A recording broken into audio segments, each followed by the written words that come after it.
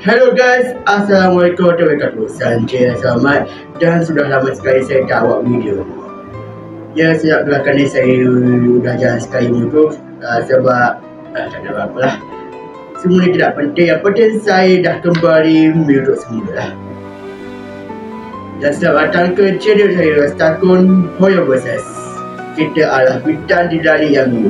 Hari ini kembali video minum mukbang.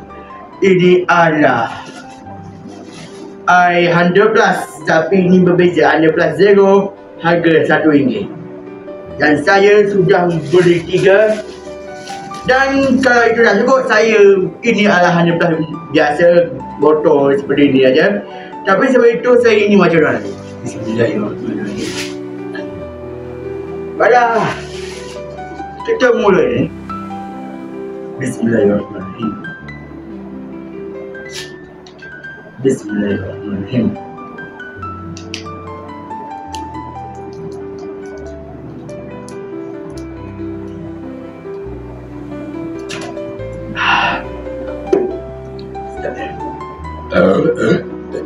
I'm not sorry.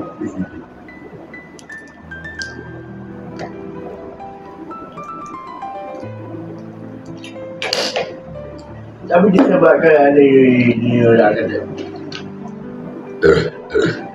banyak tanpa pesurat ya. Ini adalah botol besar yang sudah kosong dan saya akan campurkan. Tapi sebelum itu, disebabkan agak susah, saya akan ambil sabarnya. Inilah channel atau biasa. Baiklah, saya akan buka terlebih dahulu. Lemak muka saja.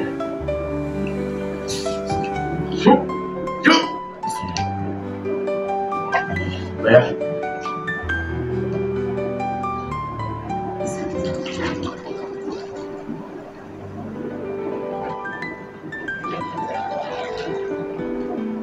Baiklah.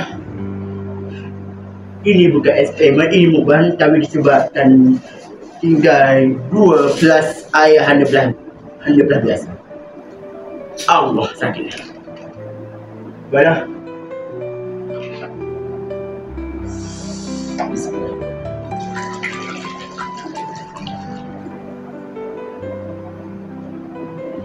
Baiklah. Semoga saya tak WhatsApp. Tapi sebenarnya saya ini minum dulu yang biasa. Bismillah.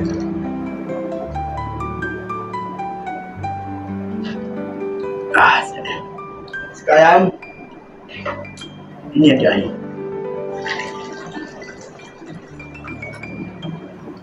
Bayar apa-apa lah. Rasa ini dah cukup.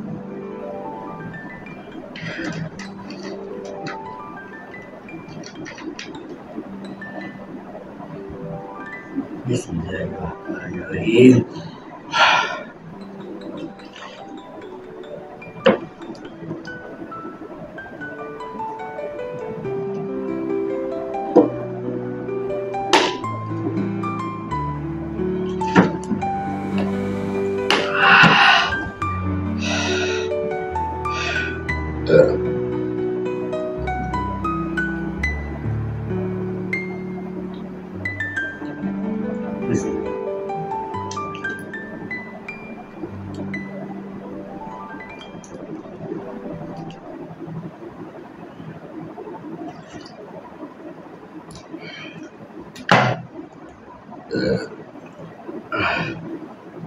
Saya sudah saja video saya akhir ni.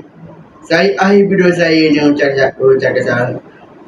Assalamualaikum warahmatullahi wabarakatuh. Dan dari Rastakun Hoyo Versus. Bye bye. Saya see ya.